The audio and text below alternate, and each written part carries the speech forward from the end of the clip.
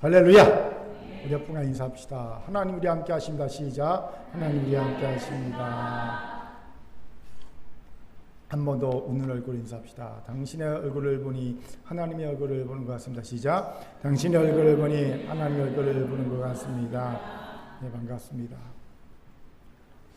다 저를 주목해 주시기 바랍니다.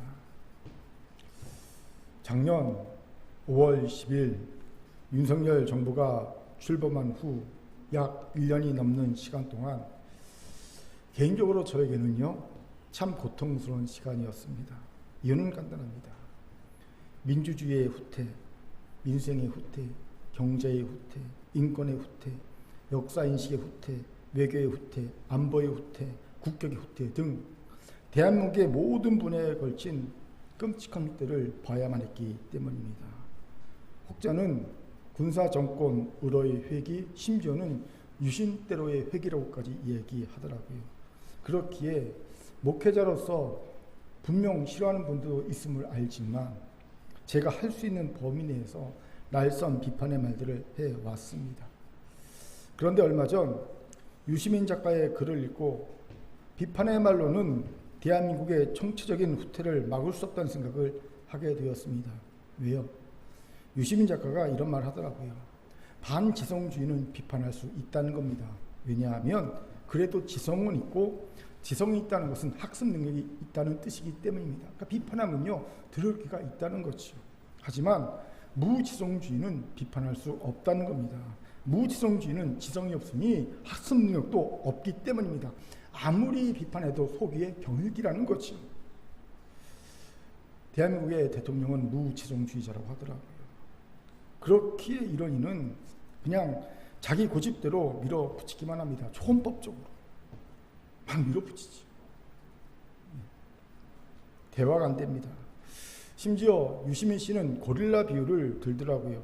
여러분, 고릴라는요 집단 내에서 서열 1위에 오르면 자기가 서열 1위라는 것을 자꾸 확인하고 싶어 한답니다. 어떻게 해요? 서열 1위만이 할 수 있는 못된 짓을 함으로 확인한다는 거예요. 고릴라의 습성이 그렇답니다. 그런데 지금 우리나라 대통령이 하는 행위가 딱 고릴라 수준이라는 거죠. 대통령으로서 서열 1위가 할 수 있는 못된 짓을 함으로써 자기의 지위를 확인한다는 겁니다. 초헌법적으로 막 함부로 행동함으로. 이러니 날선 비판의 말들이 무소용이 되는 겁니다. 비판의 말밖에 못하는 저를 자책하게 되었습니다. 이런 자책의 날들을 지내는 중에 문득 하나님의 마음이 느껴졌어요.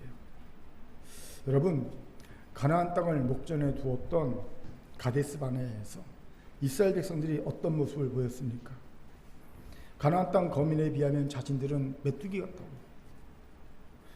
10명의 정탐꾼들의 부정적인 보고를 듣자마자 밤새 울고 불고하면서 모세와 아론을 죽이고 다시 애굽으로 돌아가자고 난리를 쳤습니다. 후퇴하자고 난리친 거죠. 하나님의 마음이 참 처참하셨을 것 같습니다. 생각해 보세요. 무려 출애굽입니다. 무려 출애굽. 이것이 말이 되는 일입니까?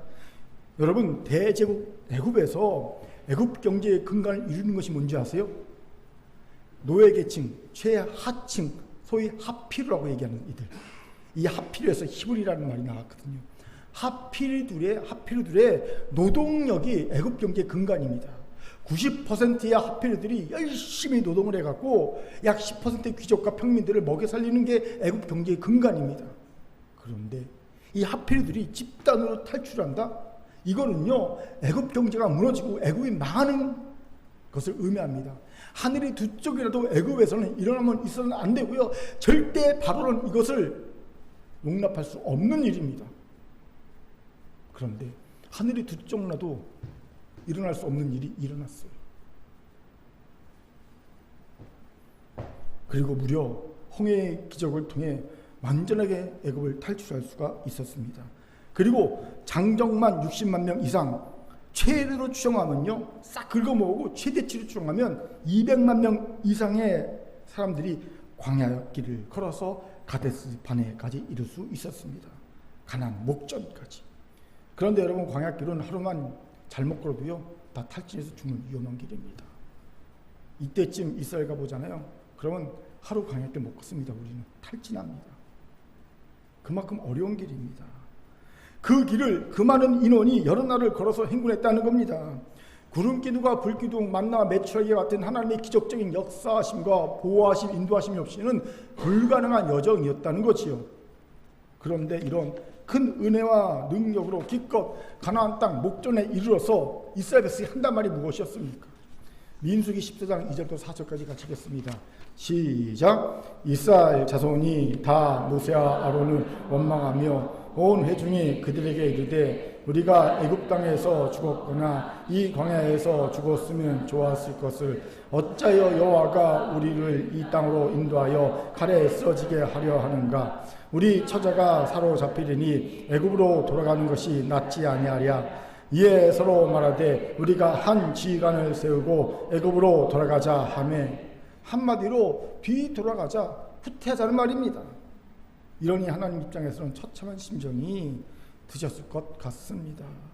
그렇게 하나님이 이스라엘 백성들을 여호수아, 갈렙, 그리고 광야에서 태어난 20세 미만의 사람들을 빼고 다 가나안 땅에 들어가지 못하고 40년 동안 광야를 헤매다 죽을 것이라는 징벌을 내셨음을 봅니다. 그런데 저는요, 이 징벌이 도리어 약하다는 생각이 들었어요. 제가 하나님이라면요 이렇게 길게 끌지 않습니다. 바로 그 자리에서 벼락을 내려서도 싹 처리하고 새롭게 민족을 일으켜 하나님의 뜻을 이루실 것 같습니다. 그런데 가만히 우리를 보니 사실 이스라엘 이런 모습은 이스라엘만의 모습이 아니더라는 거죠. 우리의 모습이기도 하다는 겁니다. 50보 100보라는 겁니다.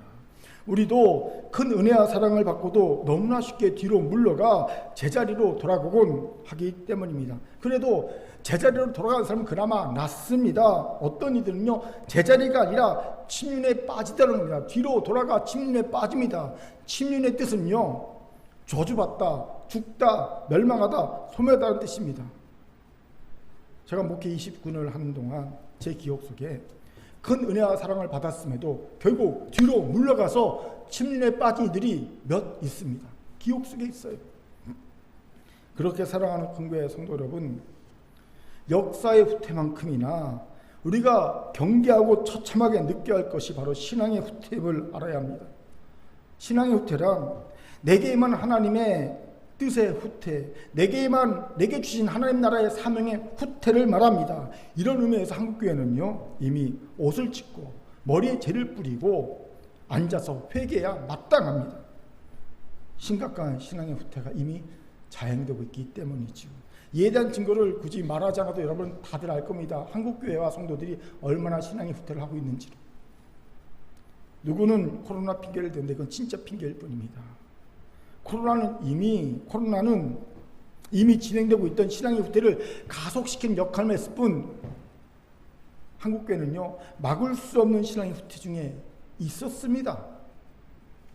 그렇게 이제 더 이상 물러나면 안 됩니다.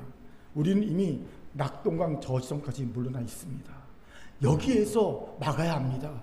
여기에서 저지선을, 마지노선을 설치하고 여기에서 막아내야 합니다. 그리고 앞으로 진격해 나가야 합니다. 오늘 이 은혜와 결단이 있기를 주의 이름으로 축원합니다. 아멘. 여러분 잘 들으세요. 여기에서 막아야 합니다. 예? 자, 저를 따라합시다. 여기서 신앙의 후퇴를 막아야 합니다. 시작. 여기서 신앙의 후퇴를 막아야 합니다. 아멘. 이런 우리가 오늘 본문이 귀한 통찰을 주시오. 오늘 본문이 속해 있는 히브리서는 사실 외부의 고난이나 핍박의 위협보다 더 심각한 내부적인 문제를 해결하기 위해 쓰여진 서신입니다. 히브리서는요 다른 서신과 달리 내부적인 문제 때문에 쓰여진 서신이에요. 어떤 내부적인 문제입니까? 바로 교회 안에 만연된 무기력함입니다. 이 무기력함은 아마도 지연된 재림 때문에 일어난 일이 아닐까 싶습니다. 속히 오리라 하신 예수님께서 안 오시니까 기다리다가 성도들이 지치고 무기력해진 거죠. 이 무기력함으로 인해 성도들은 믿음과 소망을 잃어버리고 점차 신앙이 후퇴하고 있었던 것 같습니다. 그렇게 히브리서는 다각도로 성도 안에 전염되어 있는, 교회 안에 만연되어 있는 무기력과 싸우고 있습니다. 히브리서를 꿰뚫고는 주제입니다. 무기력과 싸우게 하는 말씀들이 히브리서를 꿰뚫고 있습니다. 그중 오늘 본문은 그 무기력과 대항하여 싸우게 강력하게 주시는 명령이 나오고 있어요. 어떤 명령입니까? 뒤로 물러가지 말라는 명령입니다. 우리 같이 39절을 읽겠습니다. 같이 1절 시작. 우리는 뒤로 물러가 멸망할 자가 아니요 오직 영혼을 구원함에 이르는 믿음을 가진 자니라. 아멘. 39절에서 강력한 경고의 말씀을 듣지요. 바로 멸망이라는 단어가 강력한 경고를 주지 않습니까? 개역 한글판은요, 이 멸망을 침륜으로 번역하고 있습니다. 침륜은 무슨 뜻이라고요? 저주하다, 저주받다, 멸망하다, 이런 뜻 아닙니까? 이것이 놀랍습니다. 뒤로 물러가면 그냥 제자리가 아닙니다. 뒤로 물러가 제자리에 가는 것이 아닙니다. 대신 멸망한다는 거예요. 종교개혁자 마르틴 루터도 뒤로 물러가를 이렇게 해석하고 있어요. 고집이 세고 교만하여 나오는 행동으로 멸망의 길이 기다리고 있다. 고집이 세고 교만하여 나오는 행동으로 멸망의 길이 기다리고 있다. 이게 뒤로 물러가라는 뜻이라는 겁니다. 그렇게 여러분 무기력과 맞서기 원합니까? 그렇다면 신앙의 후퇴를 저지하십시오. 뒤로 물러가서는 안 됩니다. 여기서 중요한 질문이 생기지요. 그럼 어떻게 해야 우리가 뒤로 물러가지 않을 수 있을까요? 이에 대해 본문이 귀한 통찰을 줍니다. 같이 알아봅시다. 먼저 전날의 큰 싸움을 견뎌낸 것을 생각하라는 겁니다. 우리 32절을 힘있게 읽겠습니다. 시작. 전날에 너희가 빛을 받은 후에 고난의 큰 싸움을 견뎌낸 것을 생각하라. 아멘. 왜 이런 얘기를 하고 있습니까? 두 가지 의미를 생각할 수 있습니다. 먼저는 이것보다 더 어려운 싸움도 견뎌냈으니 이번 싸움도 능히 견뎌낼 수 있어. 격려의 의미. 첫 번째 의미고요. 두 번째는 그렇게 어려운 싸움도 이겨서 여기까지 왔는데 여기서 포기하고 뒤로 물러가면 너무 아깝지 않겠어? 이런 의미, 이 두 가지를 생각할 수 있습니다. 이것에 주목합시다. 우리도 뒤로 물러가지 않기 위해 이 두 가지를 생각해야 합니다.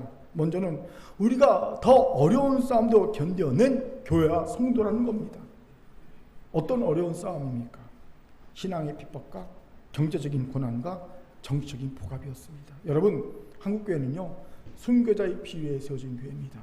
신앙의 절개와 교회를 지키기 위해 수많은 성도와 목회자들이 순교의 피를 흘리고 그 피 위에 세워진 교회가 한국교회입니다. 한국교회가 흘린 피는 굉장합니다. 또한 한국교회는요, 6.25 전쟁 뒤에 폐허 위에 세워진 교회입니다. 한 끼를 걱정해야 되던 경제적 정말 궁핍 속에, 절대 빈곤 속에 있던 한국 사회에 한강의 적과 함께 한국교회도 열심히 함께해서 오늘날의 한국교회를 세워왔습니다. 이뿐 아니죠. 한국교회는 군사 독재 정권의 서슬퍼런 포갑 앞에서도 이 땅의 민주화를 위해 저항하며 교회를 세워왔습니다. 물론 일부 대형교회들은 정권의 하수인 역할을 했지만 여러분, 그런 일부 대형교회 말고 수많은 교회와 성도들이 정말 이 땅의 민주화를 애쓰고 수고했습니다. 그런 이들이 훨씬 더 많습니다. 이 부분에서 우리는 천주교에게 당당히 말할 수 있어요. 그들은 정말 정권의 하수인 역할을 했거든요. 하지만 개신교는 그렇지 않습니다. 남산으로 끌려간 목사님들 정말 많습니다. 그러면서 교회가 세워졌습니다. 여러분, 지금 한국교회가 이룬 성취들, 우리가 누리고 있는 성취들은 그냥 하늘에서 어느 날 뚝 떨어진 것이 아닙니다. 대단한 영적 싸움을 하고 난 뒤에 비로소 얻어진 것들입니다. 이 좋은 영적 DNA가 한국교회에 있습니다. 성도들에게 있습니다. 이것을 다시 일깨워야 합니다. 생각하라고 번역한 헬라어는요, 다시 기억을 되살리다는 뜻입니다. 일깨우다는 말이에요.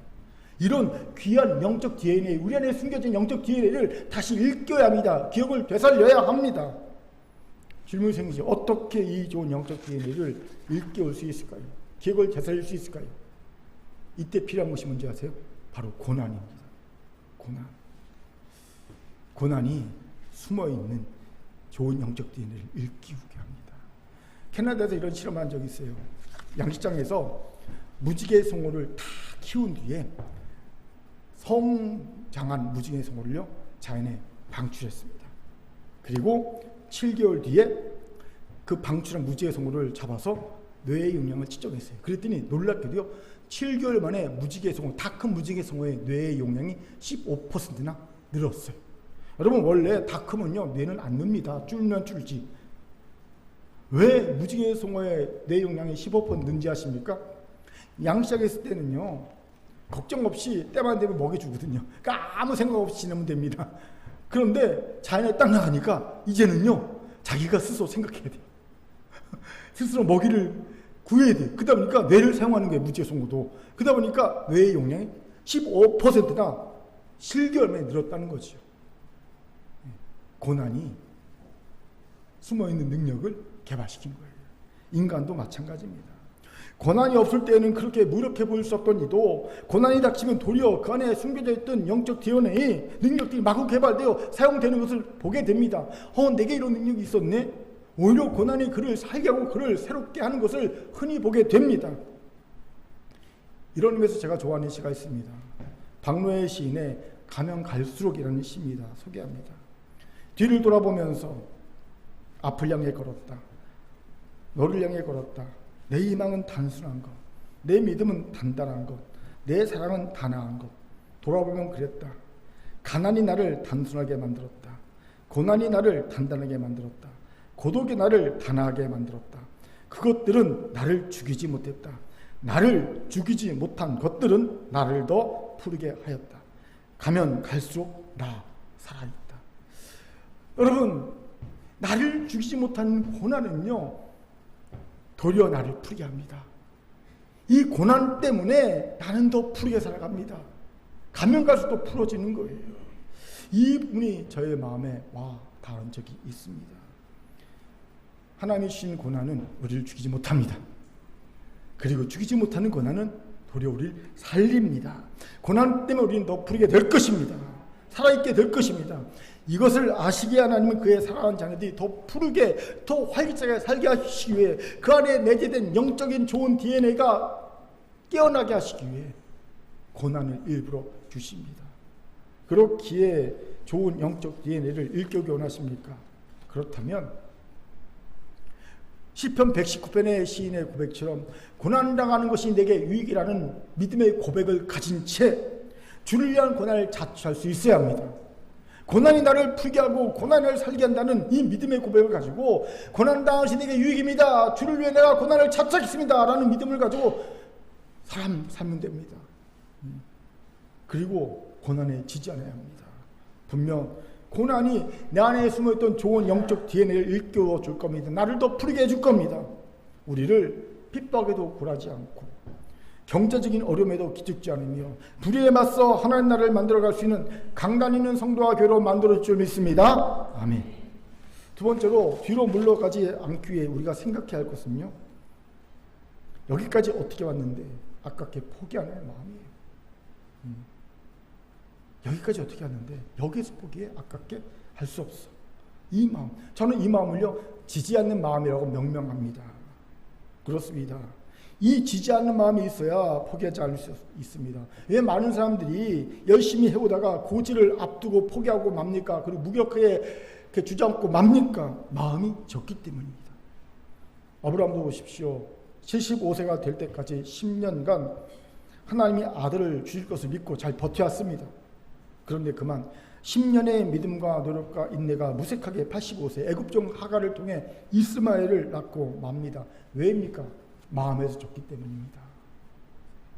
살아도 이제 폐경기가 되고 나도 이제 아들을 낳을 가능성이 없어지는데 언제까지 기다려야지? 사라의 아들이나 하갈의 아들이나 내 아들이면 되는 거 아니야? 이런 생각이 들면서 마음이 진 거예요. 무릇 지킬 만한 것보다 더욱 내 마음을 지키라. 생명의 근원이 예서 남이라 말씀하셨는데 마음에서 져버리니까 다 끝난 거죠. 마음에서 지니까 그는요 뒤로 무난하게 되는 것 아니겠습니까? 그렇게 여러분 포기하지 않으려면 지지 않는 마음을 가져야 합니다. 그래서 착각하지 말아야 할 것이 이 지지 않는 마음과 미련함에 미련을 두는 것의 구분입니다. 여러분, 미련을 두는 것은요 본전 생각이 나서 화투판을 못 떠나는 이에 욕심과 집착이 가득한 마음이라면, 지지 않는 마음은 낙담과 절망에 맞서며 앞으로 나아가기를 멈추지 않는 마음입니다. 알렉스 키커만이 지지 않는 마음이라는 자신의 책에서 이 지지 않는 마음을 이렇게 정의합니다. 소개하지요. 지지 않는 마음이란 역병으로부터 빨리 회복하고 우울이나 불안으로 무너지는 일 없이 차분하게 심지어 자신감 넘치는 모습으로 역경에 맞서는 것이다. 지지 않는 마음이란 낙담과 절망에도 불구하고 결코 멈추지 않는 마음이다. 이에 지지 않는 마음은 낙담과 절망에도 불구하고 결코 멈추지 않는 마음입니다. 뒤로 물러가지 않는 마음입니다. 내가 여기까지 어떻게 왔는데 절대 포기하지 않아. 이 지지 않는 마음. 그렇게 사랑하는 큰교회 성도 여러분, 우리도 지지 않는 마음을 가집시다. 어떤 낙담과 절망이 우리를 엄습해도 결코 지지 맙시다. 분명 이런 결단한 이게 성령이 함께 하시면서 도우실 것입니다. 뒤로 물러가지 않게 하실 것입니다. 자, 길지만 저를 따릅시다.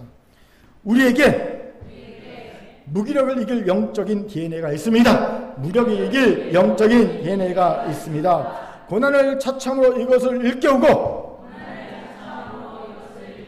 옆분과 인사합시다. 지지 않는 마음을 가집시다. 시작. 지지 않는 마음을 가집시다. 다시 한번. 지지 마세요. 시작. 지지 마세요. 예, 지지 맙시다. 두 번째로 뒤로 물러가지 않으려면, 뒤로 물러가서 무기력함에 빠지지 않으려면 담대함을 버리지 말아야 합니다. 우리 35절 또 가겠습니다. 시작. 그러므로 너희는 담대함을 버리지 말라. 이것이 큰 상을 얻게 하느니라. 아멘. 여기서 주목할 것이 담대함으로 번역한 헬라어 파르레시아의 뜻입니다.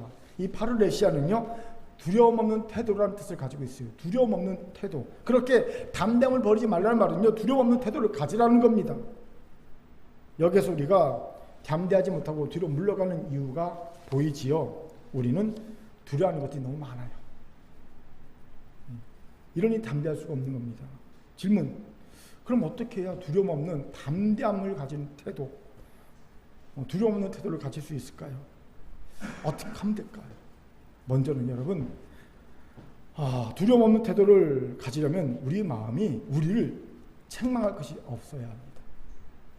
요한일서 3장 21절 같이 읽죠. 시작. 사랑하는 자들아, 만일 우리 마음이 우리를 책망할 것이 없으면 하나님 앞에서 담대함을 얻고, 도둑이 재발 저린다고 우리의 마음이 우리를 책망할 것이 있으면 우리는 절대 담대할 수 없습니다. 혹시 양심에 털난 사람들은 사람 앞에서는요, 담대한 척 할 수 있어요. 하지만 그들도 하나님 앞에 서면요, 절대 담대할 수 없습니다. 하나님은요, 우리의 숨은 뜻까지 감찰하신 분입니다. 하나님의 불꽃 같은 눈은요, 절대 속일 수 없습니다. 그렇기에 담대함을 가지려면 책망할 것이 없어야 합니다. 심각해집니다. 어떻게 우리 자신이 우리를 책망할 것이 없게 할까요? 의로운 자, 의인이 되려고 열심히 노력하면 됩니까? 여러분, 의인이 되면 됩니까? 큰일 날 소리입니다. 절대 의인이 돼서도 안 되고 될 수도 없습니다. 여러분이 만약 어느 순간 열심히 노력해서 내가 정말 의인이 된 것 같다라고 생각하는 순간 여러분은 지옥 자식일 겁니다. 독사의 자식이라는 책망을 예수님께 받을 겁니다. 여러분, 신앙인이 그리스도인이 된다는 것은 의인이 되려고 노력하는 것이 아닙니다. 착각하지 마십시오. 절대 아닙니다. 그럼 의인이 안 되려고 노력하면 뭐가 하면 됩니까? 우리가 책망할 것이 없는 자가 되려면요, 회개를 잘하는 자가 돼요. 누구보다 회개를 잘하고 누구보다 회개를 진심으로 하고 누구보다 회개를 많이 하는 자야 합니다. 어거스틴이 이런 얘기했죠. 성자가 누군가? 성자는, 세인트 성자는 의인이 아니라 성자는 회개를 가장 많이 하는 자다. 성자는 회개를 가장 많이 한 자입니다. 회개를 잘한 자입니다. 진심으로 한 자입니다. 이것을 잊지 마십시오. 그렇게 하나님 앞에 책망할 것이 없는 자가 되려면 항상 자신을 돌아보며 회개하십시오. 주의 구속의 은혜만을 주장하십시오. 하나님의 간과하신 은혜를 구하십시오. 하나님이 모른 척하고 내 죄를 모른 척하신 은혜를 구하시기 바랍니다. 제가 부끄럽지만 항상 여러분 앞에 담대할 수 있는 이유가 여기에 있어요. 제가 여러분보다 의로워서 뭔가 성숙해서 담대할 수 있는 것이 전혀 아닙니다. 사실 여러분이 나나 거기서 거기죠. 오히려 못한 분이 훨씬 더 많을 겁니다. 그럼 제가 담대하게 말씀을 전할 수 있는 이유는 한 가지입니다. 저는 하나님의 구속의 은총을 믿습니다. 하나님의 관가하신 은혜를 믿습니다. 예수께서 나의 모든 죄의 대가를 이미 지불하셨음을 믿습니다.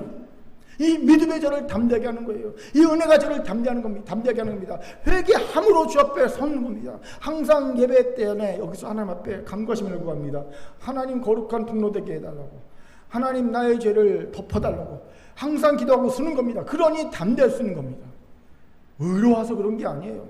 잘나서 그런 게 아닙니다. 착각하지 마십시오. 이 믿음으로 책망할 것이 없는 자가 되어야 합니다. 그러니까 내 의로운 애가 나를 책망할 것이 없게 하는 게 아니라 이 믿음이 나를 책망할 것이 없게 하는 거예요. 이 믿음이, 이 은혜가. 두 번째로 두려움 없는 태도를 가지려면 하나님을 전적으로 신뢰해야 합니다. 알렉산더 대왕에게 아주 신뢰하는 의사가 있었다고 그래요. 너무 둘의 관계가 신뢰 관계니까 질시하는 이들이 생겨갔고요. 이들이 어떻게 하든지 이 의사를 죽일 마음을 가집니다. 그러다 드디어 이들이 때를 잡았어요. 왕에게 편지를 보냅니다. 의사가 대왕을 죽이려고 합니다. 독살하려고 합니다. 이번 연회에서 대왕이 먹는 잔에다 독을 풀 겁니다. 절대 먹지 마십시오. 이렇게 편지를 썼어요. 의심의 마음을 심어준 거죠. 연회가 시작됐습니다. 알렉산더 대왕이요, 그 편지를 모든 사람 앞에서 다 읽습니다. 그리고 읽자마자 바로 물잔을 들어서 원샷 해버립니다. 무슨 얘기입니까? 나는 의사를 전적으로 신뢰한다는 거예요. 여러분, 사람에 대한 신뢰도요, 죽음의 두려움을 이깁니다. 내가 누군가 사람을 전적으로 신뢰하면요, 그 신뢰가 죽음의 두려움도 이기게 합니다. 하물며 하나님을 전폭적으로 신뢰한 자가 무엇이 두렵겠냐는 거지요. 하나님을 전폭적으로 신뢰해 보십시오. 우리를 두렵게 할 것은 세상에 어떤 것도 없게 됩니다. 그런데 우리 현실은 어떻습니까? 뭐가 그렇게 두려운 것이 많은지 모르겠어요. 병에 걸릴까 두렵고, 병에 걸릴까 벌려 죽을까 두렵고, 돈 없을까 두렵고, 불행할까 두렵고, 회사에서 잘릴까 두렵고, 사업 망할까 두렵고, 자녀 잘 안 될까 두렵고, 결혼 못할까 두렵고, 직장 못 가질까 두렵고, 아이 못 가질까 두렵고, 뭐 못할까 두렵고, 두렵고 두려운 게 산같이 쌓여있어요. 산같이 쌓여있어요. 온통 두려운 것뿐 투성입니다. 하나님을 전적으로 신뢰하지 않고 있다는 증거입니다. 그렇게 하나님을 전적으로 신뢰하세요. 아멘. 자, 어떻게 우리가 하나님을 전적으로 신뢰할 수 있을까요? 정말 우리 같은 사람이 어떻게 하나님을 전적으로 신뢰할 수 있을까요? 여러분, 하나님과 친해져야 합니다. 하나님을 잘 알아야 합니다. 그러면 전적으로 하나님을 신뢰할 수 있습니다. 이를 위해 하나님과 함께 우리 인생의 굴곡들을 함께 헤쳐나가는 경험을 해야 합니다. 아브라함이 어떻게 말년에 독자 이삭을 바치라는 그 엄청난 시험을 무사히 믿음으로 통과할 수 있었는지 아십니까? 어떻게 전적인 신뢰를 가지고 하나님 경외한 자라는 칭호까지 얻게 된지 아십니까? 하나님의 부르심을 받고 나그네 길 여정을 떠난 후에 수많은 인생의 굴곡들 하나님을 의지하여 함께 헤쳐나간 경험이 있기 때문입니다. 이 경험이 그에게 하나님 신뢰를 얻게 했고요, 담대한 이가 될 수 있게 한 겁니다. 어떤 시험 앞에도 위축되지 않게 한 거죠. 저는 지난 16년간 큰 교회를 개척하면서 하나님이 제게 주신 큰 선물이 하나 있다고 봅니다. 여기 뭔지 아세요? 바로 하나님이 전적인 신뢰를 가지겠다는 겁니다. 지난 개척 10년 동안 수많은 일들이 큰 교회에 있었지요. 수많은 굴곡들이 있었습니다. 그 굴곡들을 하나님을 의지하면서 어쩔 수 없이 의지한 거죠. 다른 도움이 없으니까 의지하면서 함께 이렇게 굴곡을 헤쳐나가면서 제 안에 점차 하나님 신뢰라는, 전폭적인 신뢰라는 벽돌이 한 장 한 장 쌓여져 갔던 거죠. 많은 일들을 경험하면서 때로는 신뢰에 실패하고 회개하고 다시 신뢰를 붙잡고 다시 실패하고 회개하고 다시 신뢰를 붙잡고 하는 수많은 과정들 통해서 문제를 하나하나 굴곡들을 헤쳐나가면서 나도 모르게 신뢰라는 벽돌이 한 장 한 장 쌓여가는 거예요. 그리고 어느덧 10년의 시간을 돌아봤더니 견고한 벽이 하나 딱 생겼어요. 신뢰라는 벽, 흔들리지 않는, 웬만한 시험 앞에서는 결코 흔들리지 않는, 요동치 않는 절대 신뢰라는 벽이 딱 생겨버린 겁니다. 이게 하나님이 제게 주신 큰 선물이라는 거죠.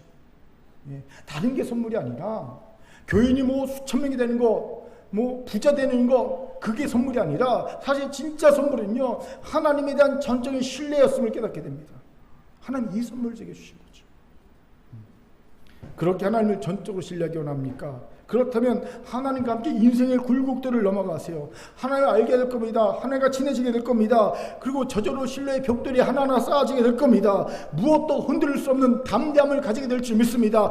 뒤로 물러가지 않습니다. 뒤로 물러가 침례에 빠진 어리석은 자가 되지 않습니다. 이 은혜가 있기 바랍니다. 아멘. 저를 따릅시다. 진정한 회개야. 하나님께 대한 전적인 신뢰로 옆분과 인사합시다. 담대함을 가집시다. 담대함을 가집시다. 아멘. 마지막 세 번째로 뒤로 물러가 무력함에 빠지지 않으려면 인내가 필요하다는 겁니다. 우리 36절 같이 읽겠습니다. 시작. 너에게 인내가 필요함은 너희가 하나님의 뜻을 행한 후에 약속하신 것을 받기 위함이라. 아멘. 히브리서 저자는 하나님의 뜻을 행한 후에 약속하신 것을 받으려면 인내가 필요하다고 말합니다. 이게 무슨 말입니까? 간단합니다. 하나님의 뜻을 행한 후에 상급을 받으려면 뒤로 물러가지 않고 사명의 자리, 약속의 자리를 지켜야 하는데 이러려면 인내가 필요하기 때문이죠. 마치 이와 같습니다. 경품전을 기다리는데 갑자기 배가 아파. 화장실이 급해졌어요. 그래서 혹시 아니고 설마 그런 마음으로 화장실에 막 급히 갔습니다. 그리고 큰일을 처리했어요. 그리고 시원하게 딱 나왔는데 글쎄 설마가 사는 점 내 번호가 불렸다는 거예요. 평생 안 물리던 내 번호가 불렸다는 겁니다. 그럼 너무 황당하죠. 그래서 추첨자에게 달려갔어요. 나 화장실 갔다 왔는데 내 번호 불렀다면서요. 그때는 이 경품 추첨자가 이런 얘기합니다. 현장에 있어야지만 됩니다. 현장에 없어서 다른 번호 불러서 이미 추첨 드렸습니다. 황당하죠.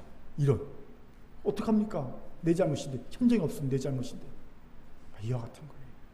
이와 같은 겁니다. 이처럼 우리가 하나님의 뜻을 행한 후에라도 상급을 받으려면 뒤로 물러가면 안 됩니다. 여러분, 내가 전도를 너무 열심히 해서 200명, 300명을 구원했다 칩시다. 한 영혼이 천하보다 귀하니까 내가 한 300천하를 구한 겁니다. 상급이 어마어마하겠죠. 그런 사람이라도 시험에 들어서 내가 지금 예수를 안 믿고 있으면 상급이 있을까요? 없을까요? 없어요. 이와 같은 뜻을 행한 후에 상급을 받으려면 그 자리 지켜야 하는 거예요. 사명의 자리, 약속의 자리 믿으면서 지켜야 한다는 겁니다. 이 지키는 뭐가 필요합니까? 인내가 필요한 거예요. 그 얘기를 하고 있는 거예요. 지금 여기에 우리 연약함이 있죠. 우리는 진짜 인내와 안 친합니다. 원래 안 친한데 요즘은 더 안 친해지고 있어요. 원래도 안 친한데 점점 더 안 친해지고 있습니다. 왜요? 세상이 너무너무 빨리 돌아가고 있고 그에 맞춰 살다 보니까 우리의 마음이 조급해졌어요. 저는 우리의 마음이 조급하고 인내하지 못한다는 것을 언제 정말 열심히 느끼냐면요. TV 채널 돌릴 때 보다가 조금이라도 재미없으면 바로 돌립니다. 느긋하게 재밌는 부분 나오겠지 하고 기다리는 법이 없어요. 한 5분 된 재밌는 게 나오겠지, 10분 된 재밌는 게 나오겠지 하고 10분, 15분 뭐 드라마든 무슨 프로든 기다리지 않습니다. 바로 5초 10초 안에 내 눈과 귀를 마음을 자극하는 재미있게 하는 뭔가가 딱 터지지 않으면요 바로 채널 돌려버립니다. 제가 그렇고 다른 사람 다 그렇다는 거죠. 아, 조급해졌구나, 느긋하게 기다리는 법이 없구나 깨닫게 됩니다. 그런데 이런 인내하지 못하면요 하나님과의 관계에서 여실히 드러납니다.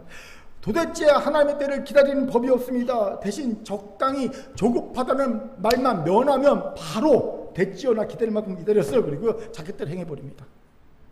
예.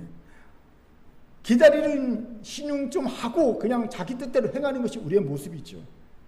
왜 이렇게 우리는 인내가 부족할까요? 왜입니까 도대체? 여러분 자신에게 한번 물어봅시다. 내가 왜 이렇게 인내가 부족할까? 제가 생각하는 이유는 두 가지입니다. 첫째는 인내에 대한 오해 때문이라는 거예요. 원하지 않는 것, 하기 싫은 것을 억지로 견디는 것, 인내라고 생각합니다. 여러분, 인내란 원하지 않는 것, 하기 싫은 것, 억지로 견디는 것이 아닙니다. 원하지 않는 것, 하기 싫은 것은요 억지로 견디는 것이 아니라 다른 방법을 찾아내는 거예요. 가령 정말 내가 목회가 하기 싫어요. 그러면요 억지로 견디면서 인내한다 생각하는 게 아니라 목회가 아닌 다른 살궁리를 찾아보는 겁니다. 가서 막노동을 하든지 중장비를 하든지 뭘 하든지 하는 거예요. 대신 인내는요 내가 원하는 것, 하고 싶은 열망이 올바른 기회를 얻을 때까지 기다리는 겁니다. 내가 하고 싶은 내 열망이 있는 것이 올바른 기회를 얻는 그때까지 참고 기다리는 거예요. 이거 제 이야기가 아니라 멘탈의 연금술에서 보도 세퍼가 한 말입니다. 저는 지금 이런 인내를 하고 있습니다. 제 안에 평생의 열망이 있어요. 예전부터 가진 목회를 딱 하면서부터 전도사 시절도 가졌던 열망이 있습니다.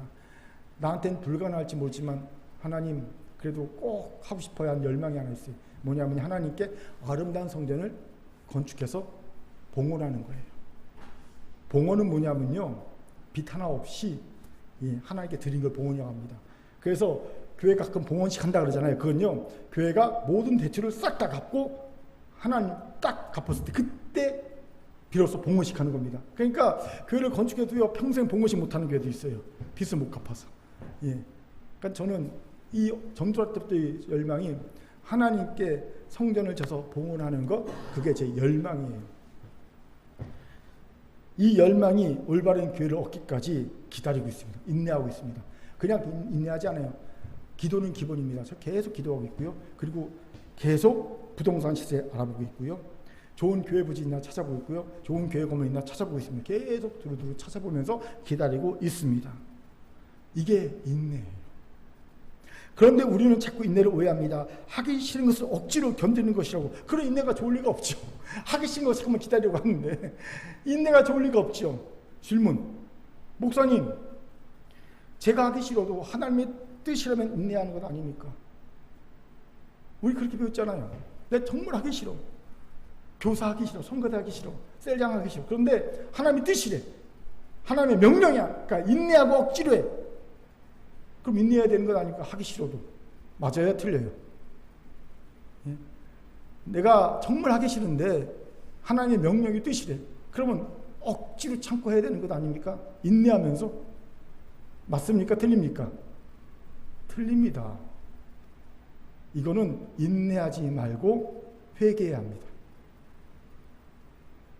하나님의 뜻이 분명함에도 기쁨으로 순종하지 않는, 자발적으로 순종하지 않는 완악함을 회개해야 되는 것이 인내하는 게 아니에요. 착각하지 마세요. 분명한 하나님의 뜻입니다. 하나님 내게 명령하셨습니다. 내가 압니다. 하나님의 뜻이라고. 그럼에도 내가 하기 싫은 거는 인내하는 게 아니라, 하기 싫은 거는요, 내 완악함을 회개하는 겁니다. 나의 완악함을 깨트리는 겁니다. 그리고 하나님 앞에 용서를 구하고 자발적으로 기쁨으로 순종할 수 있도록 내 마음을 바꾸는 겁니다. 이렇게 해야지 인내하는 게 아니라는 거예요. 그렇기에 이제 인내에 대한 오해를 풉시다. 내가 원하는 것을 위해 때를 기다리는데 그까짓 것 좀 못 기다리겠습니다. 내가 정말 열망하는 거 때를 기다리는데, 그러니까 저는 29년 동안 기다리고 있잖아요. 열망하는 거 29년 동안 기다리고 있어요. 두 번째, 왜 우리가 인내를 싫어할까? 부족한 이유는요, 믿음이 부족하기 때문입니다.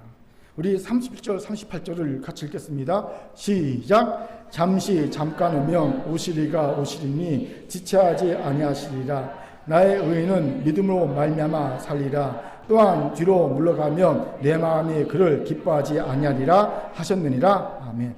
보세요. 인내를 얘기한 후에 믿음을 이야기하고 있습니다. 왜일까요? 인내는 곧 믿음과 직결되는 영역이기 때문입니다. 그렇습니다. 우리가 왜 인내하지 못하는지 아세요? 믿음이 부족하기 때문입니다. 믿음이 부족한 아브라함이 인내하지 못하고 이스마엘을 낳았듯이 말입니다. 그렇게 인내하기 원한다면 믿음을 가져야 합니다. 이게 우리의 연약함이 있어요. 금요초에도 얘기했듯이 인자가 이 땅에 다시 올 때, 예수께서 이 땅에 다시 올 때 도대체 이 생에서 믿음을 보겠느냐 말씀이 진짜 우리에게 딱 적용된 시대를 살고 있습니다. 도대체 믿음을 가진 자를 볼 수가 없어요. 멸종 위기 상태입니다. 여러분 믿음을 가졌습니까? 가졌기를 바랍니다. 왜 이런 말합니까? 놀랍게도 성도들이 자신이 믿음이 없는지도 모르고 믿음 생활을 한다고 착각하고 산다는 거예요. 실상은 믿음이 하나도 없는데, 진짜는 믿음이 없는데 믿음 있는 줄 알고 산다는 거예요. 토마스 브라운 목사가 이런 말을 남기고 있습니다. 다만 가능성을 믿는 것은 신앙이 아니다. 그것은 단순한 철학일 뿐이다. 여러분, 하나님이 내 문제를 해결해 주실 가능성을 믿습니까? 내 병을 고쳐주실 가능성을 믿습니까? 내 경제적 어려움을 해결해 줄 가능성을 믿습니까? 내 직장 문제를, 내 사업 문제를 해결해 줄 가능성을 믿습니까? 내 질병을 고쳐줄 가능성을 믿습니까? 내 진로를 해결해 줄 가능성을 믿습니까? 내 인간관계 해결해 줄 가능성을 믿습니까? 내 가족의 문제 해결해 줄 가능성을 믿습니까? 이거는 믿음이 아닙니다. 철학입니다. 믿음은 감성이 아닙니다. 이미 이루어진 사실입니다. 예수께서 나는 부활이요 생명이니 나를 믿는 자는 죽어도 살겠고 무릇 살아서 나를 믿는 자는 영원히 죽지 아니하리라고 마르다에게 말씀하실 때 예수께서 요구하신 믿음은요, 가능성을 믿는 철학이 아니었어요. 그래요, 내 오라비 죽은 지 나흘 된, 그래서 시체성 내가 불편한 내 오라비 나사로를 예수께서 살리실 가능성을 내가 믿습니다. 이 가능성을 믿는 믿음이 아니었어요. 내 오라비가 예수님 말씀대로 이미 살아났습니다. 그걸 믿는 믿음이었다는 거지요. 그런데 마르다는요, 뭐라고 대답합니까? 요한복음 11장 20절 같이 읽겠습니다. 시작. 이르되 주여 그러하여다. 주는 그리스도시요 세상에 오시는 하나님의 아들이신 줄 내가 믿나이다. 내가 믿습니다 말해놓고 뭐라고 얘기합니까? 주는 그리스도시요 세상에 오시는 하나님의 아들이신 줄 내가 믿나이다. 여러분, 진짜 믿었단 말은 이렇게 얘기합니다. 이르되 주여 그러하여다. 내가 믿습니다. 그러니 이제 저와 함께 예수께서 살리신 우리 오라버니 무덤에서 끌어내지요. 같이 갑시다. 살아났는데도 불구하고 바위가 무덤을 막고 있으니 못 나올 것 아닙니까? 그러니까 빨리 가서 살아난 우리 오라버니 무덤에서 끌어내야지요. 이렇게 말해야죠. 내가 믿습니다. 살릴 줄 믿습니다. 그러니 이제 저와 함께 빨리 무덤에 가서 살아난 오라버니 무덤에서 끌어내십시다. 이런 얘기해야 되는 게 맞습니다. 그런데 우리는 다들 말다가 같이 가능성을 믿는 것을 믿음이라고 착각합니다. 자신이 믿음이 있는 줄 착각합니다. 여러분이 가능성을 믿고 있다면 그건 믿음이 아닙니다. 철학입니다. 믿음 없는 거예요. 이러니 믿음의 역사가 일어나지 않는 겁니다. 철학 갖고 믿음의 역사가 일어나겠습니까? 안 일어나는 거지요. 중요한 질문, 어떻게 해야 가능성엔 진짜 믿음을 가질 수 있을까요? 여러분, 어떻게 진짜 믿음, 이미 이루어진 사실을 믿겠습니까? 제가 새벽기도 때마다 꼭 이렇게 기도하는 거, 새벽기도 나오시면 아실 겁니다. 청장년 추석인 100명의 벽을 넘게 하시니 감사합니다. 이렇게 기도하지요. 넘게 주옵소서 기도한 적 있어요? 없어요. 이미 이루어진 사실, 기정사실로 항상 기도합니다. 제게는 이미 그건 이루어진 사실이에요. 의심 없는 사실입니다. 때만 기다리는 거예요. 어떻게 우리가 진짜 믿음을 가질 수 있을까요? 하나님을 크게 생각해야 합니다. 내 하나님은 크고 힘있고 능이 있어 못할 일 전혀 없네 라는 하나님에 대한 크심의 믿음을 가져야 합니다. 그러면 모든 가능성이 현실로 변할 겁니다. 아브라함을 보세요. 그는 하나님을 없는 것을 있는 것 같이 부르시니로 믿었습니다. 그는 가능성이 아닌 사실로 믿었습니다. 또한 그는 100세의 노인을 통해서도 자손을 별과 같이 많게 하실 것을 믿었습니다. 가능성이 아닌 사실로 믿었습니다. 하나님이 그것을 그의 의로 여기셨다고 말합니다. 친구로 인정해 주셨습니다. 그리고 진짜로 그의 가능성을 사실로 바꿔주셨습니다. 이것입니다. 하나님을 전지전능하신 분, 내 하나님은 크고 능히 있고 힘이 있어 못할 전혀 없는 분이라고 굳게 믿는다면 우리에게 하신 모든 말씀은 가능성이 아니라 사실입니다. 사실이에요. 대추의 천지를 청신 하나님이 그깟 홍해를 못 가리겠으며 그깟 여리고성 못 무너뜨리겠으며 그깟 내 문제 못 해결하겠냐는 거죠. 그깟 내 돈 몇백만 원, 몇천만 원, 몇억, 몇십억 그까지 하나님께요. 껌도 아닙니다. 먼지도 아닙니다. 내 질병, 암, 그게 무슨 문제입니까? 하나님이 영하십니다. 아무 문제도 아닙니다. 하나님께는요 못할 일이 없습니다. 하나님의 크심을 믿는다면 가능성이 아니라 사실이 됩니다. 모든 것이. 그렇게 믿음으로 말미암아 사는 자에게는 가능성은 없습니다. 믿고 구한 것은 다 사실입니다. 현실뿐입니다. 이를 위해 하나님을 크게 생각해야 합니다. 하나님 크게 생각하십시오. 어떻게 크게 생각할까요? 어린아이의 마음을 가지는 거예요. 어린아이에게는 세상 모든 것이 다 큽니다. 골목도 크고 운동장도 크고 아버지도 큽니다. 어른 돼서 보니까 내가 어릴 때 그게 크게 느꼈던 것이 왜 이렇게 작게 느껴진지 모를 적이 있죠. 놀랍다. 제가 초등학교 때 굉장히 그 초등학교 정문이 큰 길이라고 생각했거든요. 어른 돼서 가보니까 골목길이더라고요. 아니 이 골목길 나는 왜 이렇게 크게 느꼈지? 신장로처럼 느꼈지? 그런 생각이 들 정도로 너무 좁아요. 왜 내가 크게 느꼈는지 아십니까? 작았기 때문에. 내가 작으니까 다 큰 겁니다. 아버지도 크고 골목도 크고 다 크게 느껴진 겁니다. 이게 어린아이의 겸손의 비밀입니다. 자기를 작게 보니까 다 크게 느껴지는 겁니다. 또 어린아이는 순수합니다. 가르쳐주면 가르쳐준 대로 고지고대로 믿죠. 제가 성경을 읽을 때 내 나름대로 제게 항상 다짐하는 말이 하나 있습니다. 학자처럼 성경을 읽고 어린아이처럼 믿죠. 학자처럼 한 글자 한 글자, 옥기 하나하나, 쉼표 하나하나까지 1.1까지 꼼꼼히 따져서 성경을 읽을 때 믿기는 어린아이처럼 순수하게 그대로 믿자. 이게 제가 성경에 있는 방법입니다. 이런 어린아이의 겸손과 순수함을 가지면 우리 하나님은 크십니다. 내 하나님은 그거 너희가 힘이 있어 못할 저녁게 됩니다. 유기성 목사의 설교 중에 이런 얘기가 있어요. 아빠 목사가 초등학교 아이에게 다윗의 용감함에 대해 가르쳐줬어요.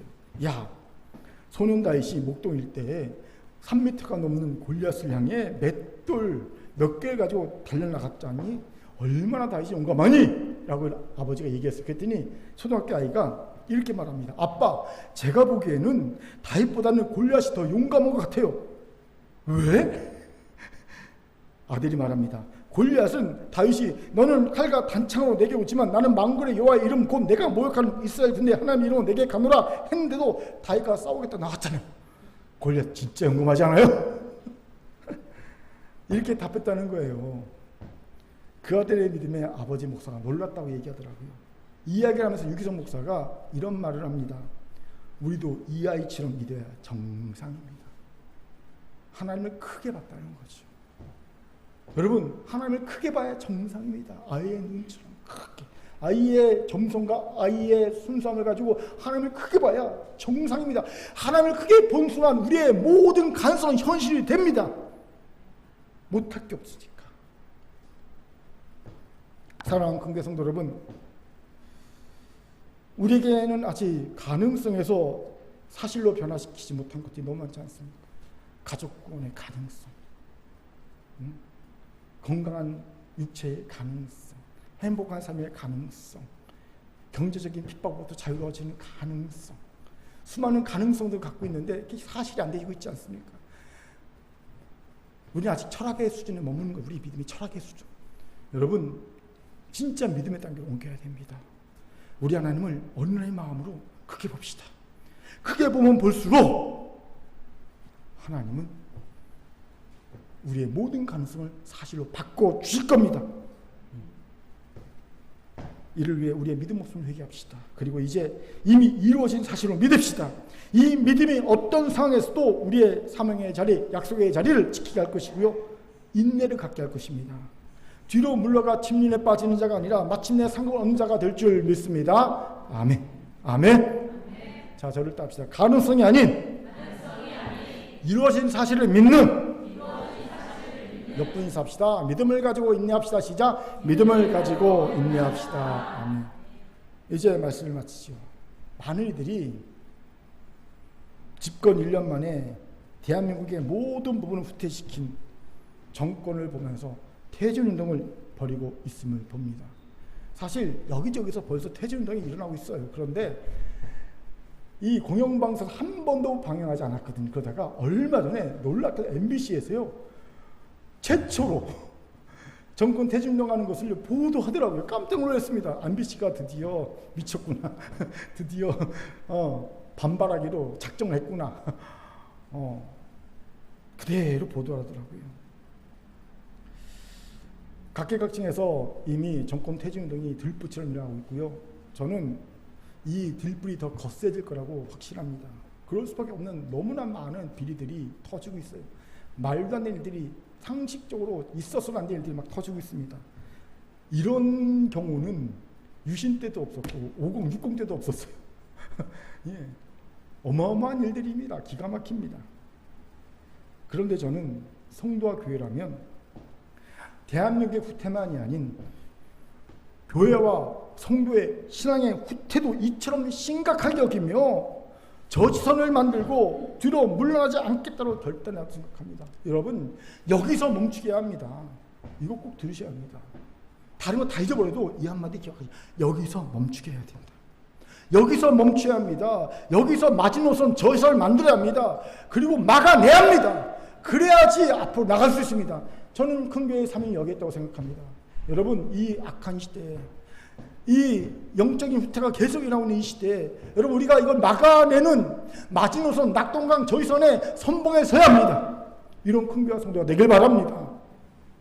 이를 위해 저를 따라합시다. 수련회에 참여합시다. 시작. 수련회에 참여합시다. 힘을 얻어야 될 거니까 수련회에 다 참여하시기 바랍니다. 그리고 오늘 말씀을 기억합시다. 첫째, 우리에겐 무기력을 이길 좋은 영적 DNA가 있습니다. 고난을 자참으로 이걸 일깨우고 지지하는 마음을 가집시다. 두 번째, 진정한 회개와 하나님께 대한 전적인 신뢰로 담대함을 가집시다. 세 번째, 가능성이 아닌 이루어진 사실을 믿는 믿음을 가집시다. 우리는 뒤로 물러나 멸망에 빠질 자가 아니라 오직 영혼을 구하며 이를 자라, 이를 믿음을 가진 자가 될 줄 믿습니다. 하나님 꼭 우리를 이렇게 변화시킬 줄 믿습니다. 아멘. 하나님의 말씀했습니다. 기도하겠습니다. 사랑과 자비하는 참 감사합니다. 하나님, 우리는 뒤로 물러가 침륜의 멸망의 빨자가 아니라 온전한 구원의 일을 믿음을 가진 자임을 믿습니다. 우리 큰교와 성도들 그렇게 만들어 주옵소서. 감사드리며 예수님 이름으로 기도합니다. 아멘.